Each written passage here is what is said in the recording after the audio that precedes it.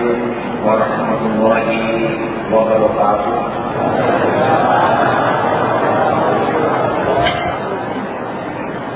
الحمد لله الذي أنزل السكينة في قلوب المؤمنين ليزدادوا إيمانا مع إيمانهم.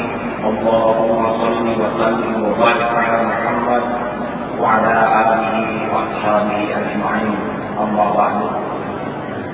Semoga Allah yang Maha Menatap, Maha Mendengar, Maha Menyaksikan pertemuan ini benar-benar menyingkapkan diri di hati kita, agar kita merasakan keagungan dan kedahsyatan Allah, sehingga kita menjadi orang yang merasa nikmatnya itu justru bernaung dalam perlindungan dan pertolongan Allah Subhanahu wa Ta'ala. Dan semoga bala musibah yang menimpa bangsa kita benar-benar menjadikan bangsa ini menjadi bangsa yang dewasa, karena tidak pernah ada masalah yang lebih besar kecuali dari pribadi-pribadi yang tidak matang dan tidak dewasa. Amin ya Allah ya Rabbal Alamin. Ibu, bapak dan sahabat-sahabat sekalian, sebetulnya yang paling layak menjadi negara superpower kelihatannya Indonesia. Dahsyat sekali ini. Mudah-mudahan impian ini menjadi kenyataan. Negara yang begitu hebat, luas, besar sekali dan kaya, luar biasa. Hutan, laut, saya kira para orang-orang yang tahu sumber daya alam ini dahsyat. Tidak sengaja saja asap kita ke Singapura, asap hutan yang terbakar, itu Singapura sudah kerepotan. Itu baru asapnya.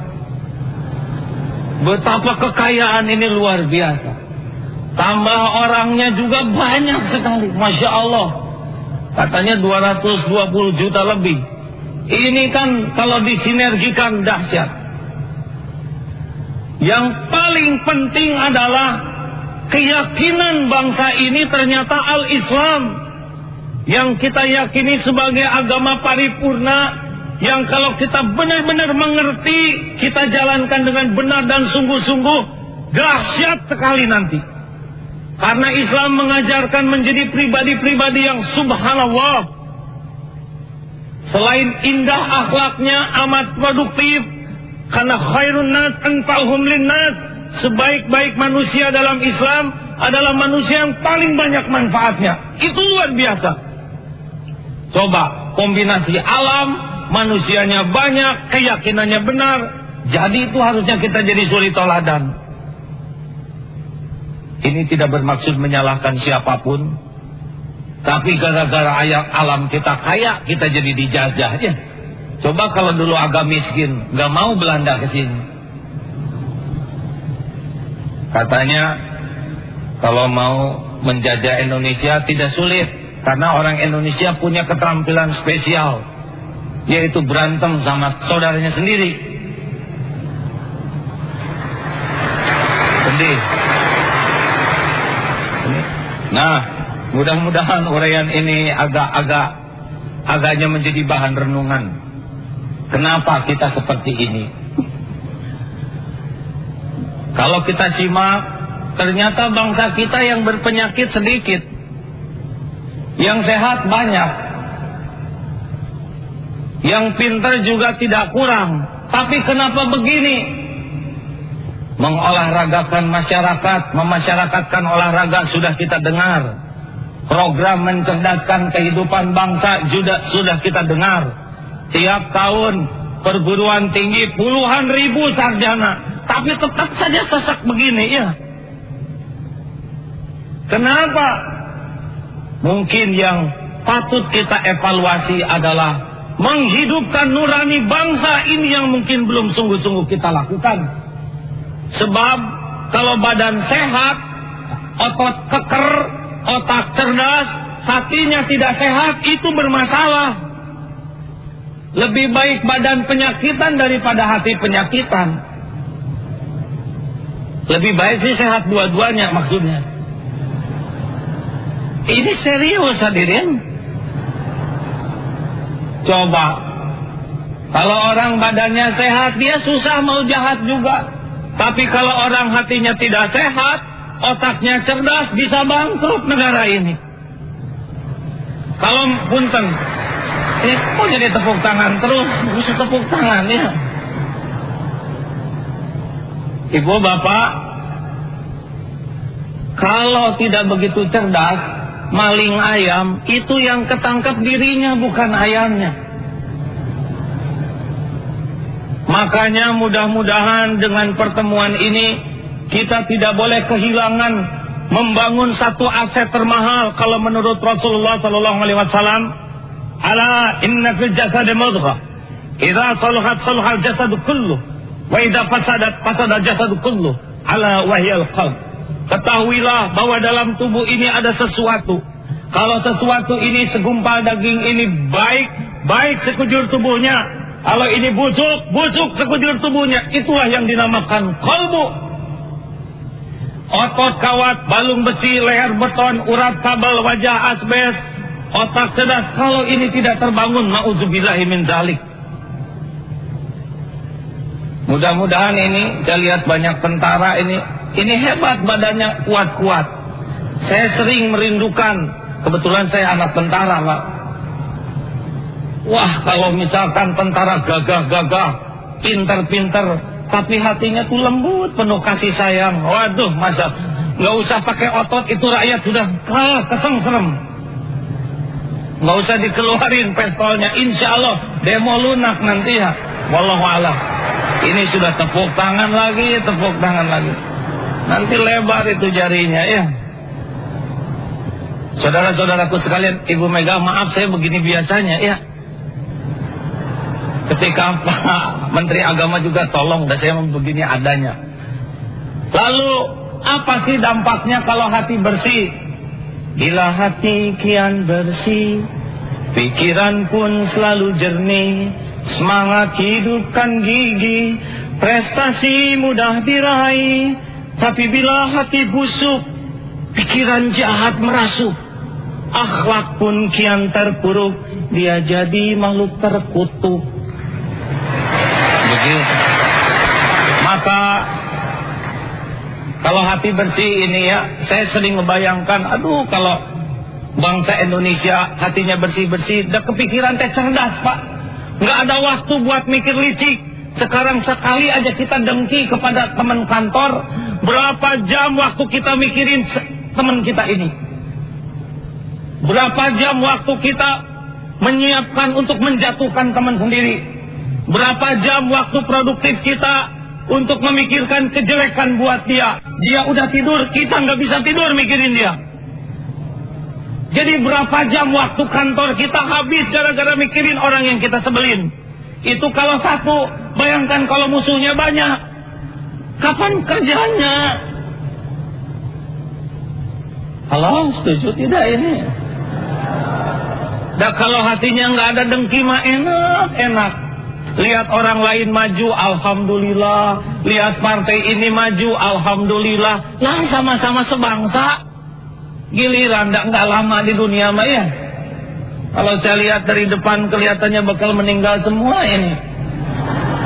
Nggak lama demi Allah tidak lama, hanya mampir. Maka mudah-mudahan hati bersih, pikiran jernih, wajah cerah. Bayangkan Pak, bapak-bapak terutama ini yang suka rapat. Kalau rapat dengan wajah cerah, itu teh semangat rapat tuh Pak. Sinergi itu ide, tapi cemerut, horor, gak bisa mikir. Enak, sapaannya ramah, nikmat sekali. Dan ke musuh juga gak akan dendam. Dia sama-sama manusia, apa perlunya kita puas dengan penderitaan orang lain? Lihat orang lain yang menyakiti kita, oh ya Allah, dia mungkin belum sampai ilmunya. Kasihan hidup sebentar, menyakiti orang lain. Sebelum dia minta maaf, sudah saya maafkan. Lapang. Pertanyaannya, kenapa hati jadi busuk? Bentar, saya lihat dulu. Nah ini, Kalau dalil takut salah hadirin. Saya baca terjemahnya saja. Dapat diperkirakan bahwa kamu akan diperbutkan oleh bangsa-bangsa lain, sebagaimana orang-orang berebut melahap isi mangkok. Ini Rasulullah bersabda. Para sahabat bertanya, apakah pada saat itu kami sedikit ya Rasul? Rasulullah yang mulia menjawab, tidak. Bahkan saat itu jumlah kalian banyak sekali. Persisnya Indonesia nih. Tapi seperti buih air bah, dan kalian ditimpa penyakit wahan. Apa penyakit wahan itu ya Rasul? Jadi kita tuh banyak tapi seperti buih ombak. Itulah yang disebut hubbud dunya wa karahiyatul maut. Cinta dunia dan takut mati. Rupanya ini coba bapak-bapak terutama di Lemhanas dikaji ini. Salah satu yang menyebabkan bangsa kita babak belur begini adalah karena kita terlampau kesengsem dengan yang namanya dunia yang kecil mungil dan akan kita tinggalkan ini. Jadi hubbud dunia, cinta dunia, pangkat, jabatan, kedudukan, pujian, gelar, popularitas, ini membuat pesona yang membuat kita diperbudak. Maka tidak usah heran, para pecinta dunia itu pontang-panting. Musim mutasi di kantor, pusing sekali. Kenapa? Datang ke dukun ini, datang ke dukun itu, ya jelas dikibuli. Kan satu-satunya dukun yang boleh didatangi pejabat itu dukun beranak. Selebihnya tidak boleh. Aku malu punya jabatan datang ke dukun ya. Nggak pantas jadi pejabat. Minta fatwa, nasihat ke orang-orang yang nggak punya basis kebenaran, misalkan seperti itu. Kalau dalam Islam kan percaya ke dukun aja udah rontok, itu bisa akidah. Nggak mungkin. Kalau dukun hebat suruh mimpin negara ini nggak sanggup ya. Mencarinya, wah sikut sana sikut sini, apa yang dicari di dunia ini? Cuman mampir sebentar saja kok rebutan kayak gini. Lihat orang yang mencarinya sampai serakah, nggak bisa dimengerti itu. Pukul, berantem, sikut, bantai. Ini apa yang dicari? Nauzubillah min dzalik. Cuman sebentar dan saudara kita ini. Kalau udah punya, beda lagi rumusnya. Kalau belum kan sikut sana sikut sini, jilat sana jilat sini. Tapi kalau sudah punya, katanya lebih sibuk memikirkan bagaimana punyanya nggak hilang. Jadi di kantor jarang mikir kerjaan. Bagaimana nih nggak hilang kedudukan saya? Bikin teman-teman satu geng, satu grup. Rakyat. Udah gitu, kalau dia punya harta, maunya dipamerkan. Ini rahasia kita-kita saja ya. Asal tahu saja Pak, saya kan rakyat kecil. Kalau lihat, punten ya, orang yang tiba-tiba pakai mobil bagus, tidak kita mah enak atuh. Betul tidak hadirin? Kita tuh terpesona tuh justru kepada yang bersahaja. Kalau tiba-tiba beragagah, beregege, pakai mobil bagus, rumah mentereng, bukan tidak boleh, tapi tak suka bengkok, suka suudon. Dari mana ya? Suka begitu, ini mah jujur aja. Sebetulnya nggak boleh suudon begini. Kalau sudah punya sekali kita hidup mewah, selain kitanya jadi ria, biaya hidup jadi tinggi, bikin orang lain iri dengki dan bikin minat garong. Ya, coba kalau kita bersahaja, garong juga prihatin melihat kita. Insya Allah aman. Bukan tidak boleh kaya ini ya, bukan ngajak miskin. Dan bagi orang yang menengah di komplek-komplek karena budaya materialistis, sibuk lebih besar pacak daripada tiang. Ayo ngojok-ngojok suaminya supaya apa punya ini, punya itu, iri lihat tetangga. Ini penyakit. Anak-anak lihat, anak-anak. Demi gaya, sahabat jaket, sahabat sepatu, demi penampilan, ini karena sudah materialistis. Oleh karena itu, mudah-mudahan solusi sederhana ini menjadi bahan renungan kita. Jadi harus bagaimana? Satu, Tampaknya Rasulullah SAW sudah memberikan contoh. Laqad kana lakum fi Rasulillah uswatun hasanah. Bagaimana contoh Rasul? Jadi yang paling dibutuhkan sekarang adalah tim suri toladan bagi bangsa kita ini. Sebab yang lain itu ngikut. Bangsa rakyat model kami memang ngikut. Para petinggi berantem, rakyat berantem, begitulah. Gampang. Ini betulan hadirin ya. Yang dibutuhkan sekarang adalah kesadaran siapa saja yang menjadi pemimpin level manapun, bahwa merubah sesuatu itu kuncinya adalah suri toladan. Jangan pernah menyuruh orang lain sebelum menyuruh dirinya sendiri. Jangan melarang orang sebelum melarang dirinya sendiri. Yang paling menjatuhkan seseorang adalah tidak seimbangnya antara yang dia katakan dengan yang dia contohkan. Andai kata siapa sajalah dalam lapisan apa saja berusaha sadar saya harus jadi contoh. Kata seorang ayah, saya harus jadi contoh buat anak-anak saya. Tidak mungkin saya mengharapkan anak-anak saya lembut kalau saya kasar. Diam, bilangin kalau ada tamu mama lagi nggak ada. Ini siapa yang kedidik nipu begini? Ada telepon kering, bilangin papa lagi keluar. Ada pada si papa yang ngomong. Tidak usah heran anak nipu orang tuanya, dan pendidikannya juga dari bapaknya. Ibu bapak, andai kata ini mah andai-andaian saja ya. Suatu saat timbul kesadaran semua berlomba-lomba menjadi suri toladan. Tidak usah rumit, suri toladan yang proporsional saja. Bapak, ibu, guru-guru, kepala sekolah terus naik. Bupati, gubernur, semua aja ya, walaupun tidak saya sebutkan, sudah tahu ya. Berlomba-lomba jadi contoh apa? Contoh kebersahajaan itu kuncinya. Kita lomba-lomba contoh hidup bersahaja, proporsional. Mewah itu bukan mahal. Mewah itu melampaui keperluan, melampaui kebutuhan. Melampaui keperluan, melampaui kemampuan, itu mewah. Kaki cuma 2, sendal jepit di rumah ada 15 pasang, mewah itu. Karena melampaui kaki kita.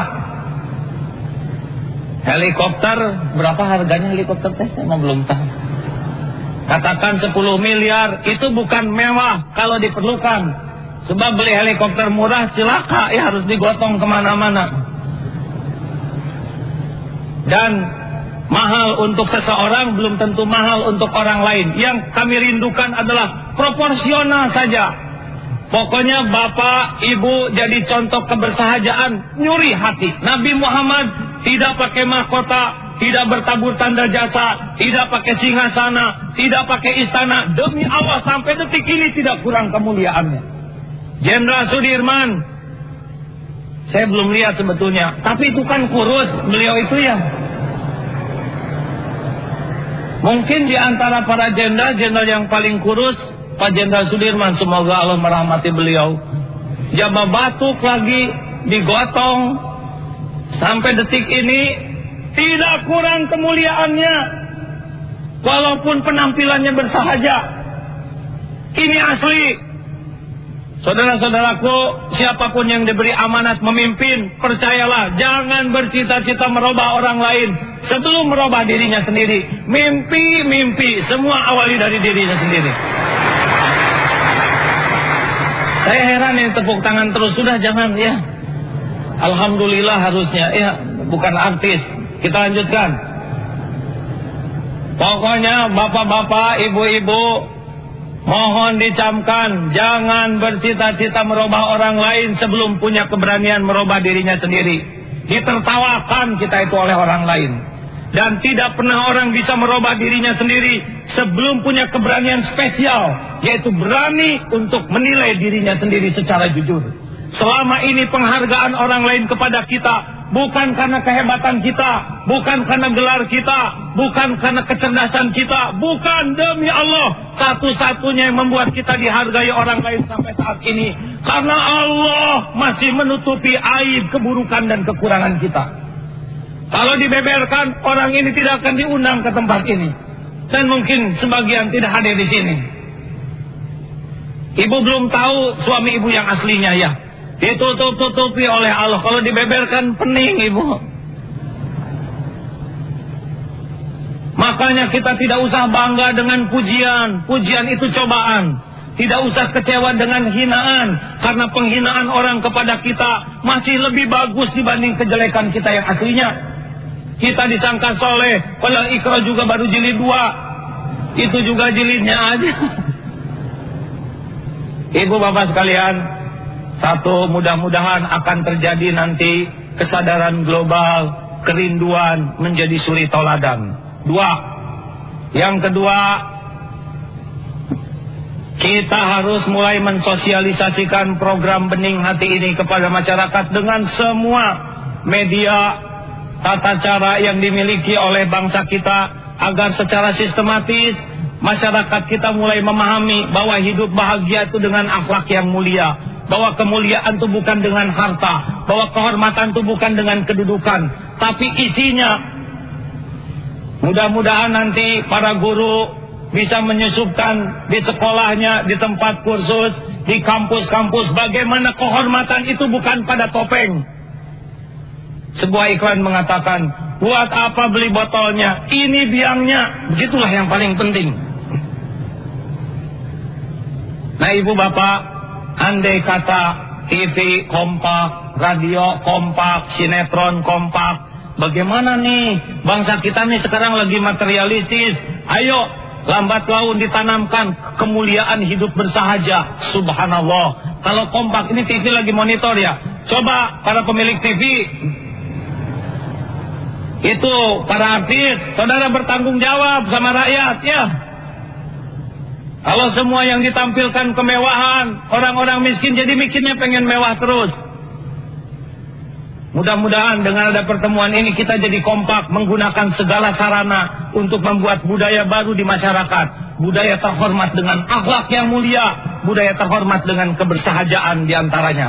3. Yang ketiga, sudah diberi contoh, sudah dididik, harus dipelihara, yaitu dengan sistem yang kondusif.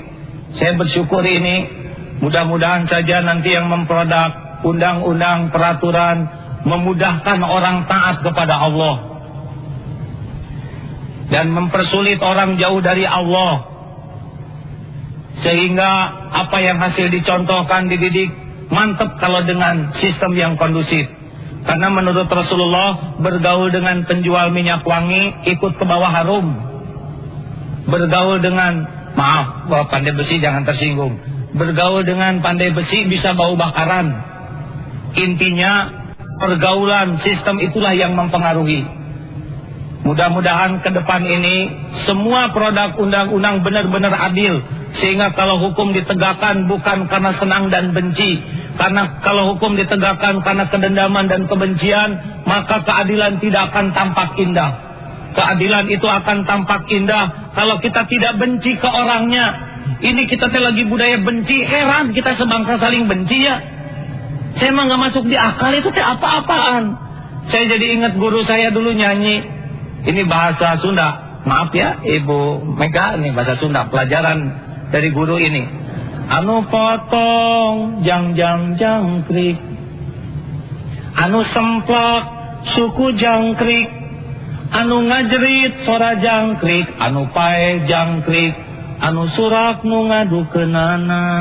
Aduh. Yang patah kaki jangkrik, yang copot sayap jangkrik, yang menjerit suara jangkrik, yang mati jangkrik, yang bersorak, yang mengadukannya, gitu. Jadi bangsa kita babak belur mah ada yang sorak ini. Mudah-mudahan seusai pertemuan ini nggak ada lagi lah kita ribut-ribut mau nyari apa. Nunggu mati aja ribut-ribut amat. Gimana lagi berantem mati ya. Dan yang terakhir, tegakkanlah keadilan tanpa kebencian. Kita harus sayang. Hukum tetap jalan, tapi kasih sayang tetap ada. Ya. Dan sesama manusia, bukan dengan orang-orang yang biadab, na'udzubillah. Dan yang penutup, Bapak Ibu sekalian, suri toladan sudah, pendidikan sistematis berkesinambungan, sistem yang kondusif, dan yang keempat, bangsa ini bisa berubah menjadi lebih baik ketika kita bersama-sama kompak membangun kekuatan ruhiyah. Maaf, kita ini hanya sekedar manusia yang hidup sebentar. Utek, mati kita sebentar lagi juga lah. Mau apa? Mati, yakin mati kita ini. Dan dunia ini nggak akan dibawa. Mau dibawa kemana? Istiqlal dari dulu di sini. Istana Negara di sebelah mana? Sana mana? Ayo. Udah giliran di sana. Kita harus sadar betul bahwa kita tuh cuman mampir. Kemuliaan kita tidak diukur dengan harta, gelar, pangkat, kedudukan. Itu mah sebentar. Demi Allah sebentar. Lebih lama karpet ini bisa jadi daripada yang adanya. Betul tidak? Yang lama itu adalah kemuliaan akhlak kita. Yang lama itu adalah nilai pribadi kita. Itu yang akan jadi warisan terbesar.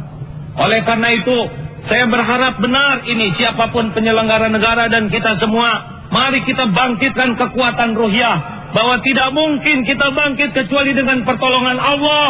Kita ini la haula wala quwwata illa billah. Makhluk yang tiada daya kecuali diberikan kekuatan oleh Allah. Kita menahan uban satu aja nggak sanggup. Kita ini kalau tidak dibimbing oleh Allah, apa sih yang bisa dikerjakan akal kita? Akan hebat sekali andai kata nanti semua lapisan dicanangkan. Coba kepada seluruh masyarakat. Berhubung bangsa kita sedang dalam kesulitan, tiada yang menolong, hanya Allah Subhanahu wa ta'ala.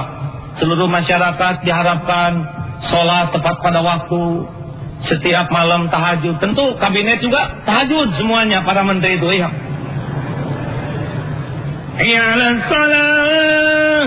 Saudara-saudaraku sekalian, keputusan apa yang bisa kita ambil kalau tidak dibimbing oleh Allah? Saat sholat sudah tiba, marilah seluruh para petinggi ini bersujud sama-sama, mudah-mudahan dibimbing akal pikiran kita sehingga kita bisa mempertanggungjawabkan amanah ini sebaik-baiknya. Waduh, good, mungkin begitu ya. Saya percaya sudah dilakukan seperti itu, hanya mungkin harus ditingkatkan ya. Malam tahajud, misalkan amalan sunnah, dan fasilitas juga disediakan. Mall, jangan hanya ini, mallnya hebat. Apa tempat sholat, musola sempit sekali, karpetnya bau apek. Padahal yang punya mall juga belum tentu bahagia. Udah pusing mikirin pajaknya, pusing mikirin saingan. Coba kalau semua fasilitas ibadah difasilitasi, waktunya disempurnakan, kesempatan diberi, insya Allah kalau Allah melihat bangsa kita ini ikhtiar sungguh-sungguh dengan suri toladan, dengan mendidik, dan disediakan kesempatan yang besar untuk mendekat kepada Allah. Allah sudah berjanji, wa may yattaqillah yaj'al lahu makhraja wa yarzuqhu min haitsu la yahtasib wa may yatawakkal 'ala Allah fa huwa hasbuh. Dan barang siapa yang benar-benar serius sekali untuk mendekat kepada Allah, maka baginya jalan keluar. Demi Allah, Allah akan beri jalan keluar. Semua masalah ini dalam genggaman Allah. Kalau Allah membimbing akal kita, demi Allah yang susah itu tidak pernah ada. Allah yang memudahkan. Allah yang membimbing, memberikan ide, memberikan kemampuan, memberikan keberanian, mengaruniakan kearifan. Akan ada jalan keluar. Wa yarzuqhu min haitsu la yahtasib, dan diberi pertolongan dari yang tidak disangka-sangka. Wa may yatawakkal 'ala Allah fa huwa hasbuh. Dan orang yang bergantung hanya kepada Allah, yakin karena kita hanya mampir makhluk Allah sejenak saja. Sehingga semua amanah ini benar-benar ingin dipertanggungjawabkan, fahuwa hasbuh, maka dicukupi kebutuhan lahir batinnya. Subhanallah, indah hidup ini, indah sekali. Hidup yang cuma sebentar ini indah kalau dengan hati bersih, sibuk berbuat yang terbaik, akrab dengan Allah. Kita tunggu saat kematian kita dengan persembahan karya kita yang maksimal. Tidak ada kebusukan, kebencian, mau apa? Mudah-mudahan dengan adanya pertemuan ini kita memiliki visi yang sama, bahwa tidak pernah kita bisa mulia dan sempurna amal-amal kita kecuali kalau kita dibimbing oleh Allah. Tidak pernah orang akrab dengan Allah kecuali dengan hati yang bersih. Tidak pernah orang bisa berhati bersih ketika dia tidak cinta ke dunia, maka itulah menjadi jalan hati ini lebih bening. Dunia hanya mampir sebentar, tidak ada apa-apanya. Yang ada apa-apanya adalah amal kebaikan kita, karya kita yang ikhlas karena Allah semata. Marilah kita nikmati kehidupan bernegara ini dengan bening hati, karena itulah yang akan membuat sesibuk apapun pekerjaan kita, seberat apapun tanggung jawab kita, akan terasa indah, bermakna bagi dunia, dan berarti bagi akhirat nanti. Mudah-mudahan hamba-hamba Allah yang diberi amanah selalu dalam naungan kasih sayang Allah, dibimbing terus-menerus dan menjadi figur-figur suri teladan yang dapat menjadi jalan kemuliaan bagi bangsa kita ini. Amin ya rabbal alamin. Mohon maaf. Walhamdulillah. Wassalamualaikum warahmatullahi wabarakatuh.